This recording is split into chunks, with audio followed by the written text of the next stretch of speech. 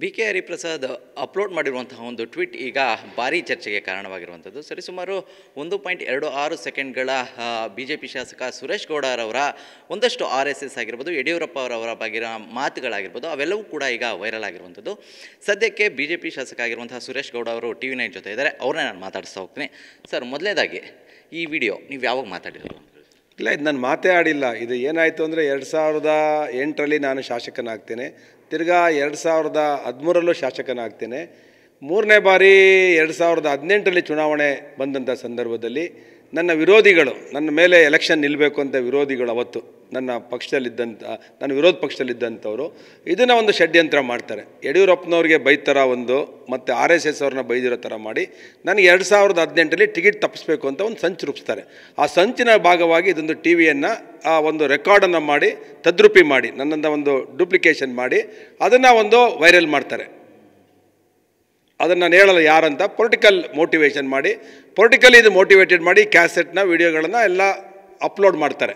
ಆ ಸಂದರ್ಭದಲ್ಲಿ ನನಗೆ ಗೊತ್ತಾಗಲ್ಲ, ನನಗೆ ವಿಷಯಗಳು ಎಲೆಕ್ಷನ್ ಚುನಾವಣೆ ನಡೀತಿರ್ತದೆ. ಆ ಸಂದರ್ಭದಲ್ಲಿ ನನಗೆ ಟಿಕೆಟ್ B ಫಾರ್ಮ್ ಅನೌನ್ಸ್ ಮಾಡಬೇಕು. ಆ ಟೈಮಲ್ಲಿ ಈ ವಿಡಿಯೋನ ಬಿಡ್ತಾರೆ. ನನಗೆ ಪಾರ್ಟಿಯವ್ರು ಕರೀತಾರೆ. ಅವತ್ತಿನ PH ಗೋಯಲ್ ಅವರು ನಮ್ಮ ಪ್ರಧಾನ ಕಾರ್ಯದರ್ಶಿಗಳಾಗಿರ್ತಾರೆ, ಸ್ಟೇಟ್ ಇನ್ಚಾರ್ಜ್ ಇರ್ತಾರೆ. ಅವ್ರು ಬಂದು ನಾನು ಕೇಳ್ತಾರೆ ಏನಿದು ಅಂತ. ನಾನು ಹೇಳಿದೆ ನಂದಲ್ಲ ಇದು ವಿಡಿಯೋ ಅಂತೇಳಿ. ಮತ್ತು ನೀನು ಯಾಕೆ ಇದನ್ನು ಕೋರ್ಟ್ಗೆ ಹೋಗಿ ಇದು ಮಾಡಬಾರ್ದು ಅಂತ. ಆವಾಗ ನಾನು 2021ರಲ್ಲಿ ಇದ್ರ ಮೇಲೆ ನಾನು ಡಿಸ್ಟಿಕ್ ಕೋರ್ಟು, ಬ್ಯಾಂಗ್ಳೂರು ಡಿಸ್ಟಿಕ್ ಕೋರ್ಟ್ಗೆ ಹೋಗ್ತೀನಿ. ಅವಾಗ OS 5119 ಏನೋ ಹೋಗಿ ಅದು ಸ್ಟೇ ಮಾಡುತ್ತಿದ್ದು, ನಂದಲ್ಲ ಅಂತ ಹೇಳ್ತೀನಿ ನಾನು. ಆದಾಗ ಇದು ಸ್ಟೇ ಆಗಿದೆ. ವಿಡಿಯೋ ಸುಳ್ಳು ಅಂತ ಹೇಳಿ. ಹೌದು, ಇದು ಆ ವಿಡಿಯೋನೇ ಸುಳ್ಳು. ನಾನೇ RSS ನಾನು ಗಣವೇಶದಲ್ಲಿ ಮೊನ್ನೆ ಕಾರ್ಯಕ್ರಮದಲ್ಲಿ ಭಾಗವಹಿಸಿದ್ದೀನಿ. RSSನ ಎಲ್ಲ ಕಾರ್ಯಕ್ರಮದಲ್ಲೂ ಭಾಗವಹಿಸಿದ್ದೇನೆ. ಇಡೀ ದೇಶದಲ್ಲಿ ಅದು 100 ವರ್ಷ ತುಂಬುವಂಥ ಸಂದರ್ಭದಲ್ಲಿ ಹರಿಪ್ರಸಾದ್ ಅವರು ಹಿರಿಯ ನಾಯಕರಿದ್ದಾರೆ. ಅವ್ರಿಗೆ ಮಂತ್ರಿ ಆಗಬೇಕು ಅಂತ ಆಸೆ ಇದೆ. AICCಯಲ್ಲಿ ಕೆಲಸ ಮಾಡಿದಂಥವ್ರು, ರಾಷ್ಟ್ರೀಯ ಮಟ್ಟದಲ್ಲಿ ಮಾಡಿದಂಥವ್ರು.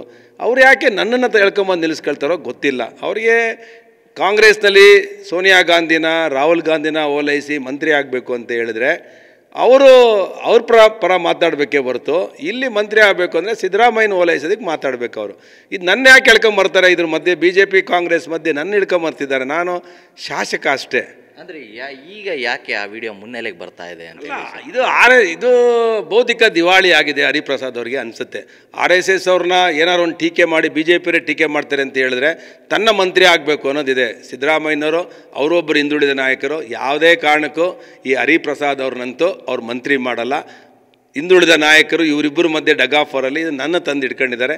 ನಾನು ಅವರಿಗೆ, ಹರಿಪ್ರಸಾದ್ ಅವರಿಗೆ ವಿನಂತಿ ಮಾಡ್ತೇನೆ, ನೀವು ಬಹಳ ಸೀನಿಯರ್ ರಾಜಕಾರಣಿಗಳು, ಸೀನಿಯರ್ ಮಟ್ಟದಲ್ಲಿ ಹೋರಾಟ ಮಾಡಬೇಕೇ ಹೊರತು ನನ್ನನ್ನು ಯಾಕೆ ಕೇಳ್ಕೊಂಬಂದು ಸುಮ್ಮನೆ ಗೊಂದಲಗಳು ಮಾಡ್ತೀರಾ? ಇದಕ್ಕೆ ತೆರೆ ಹೇಳಿರಿ.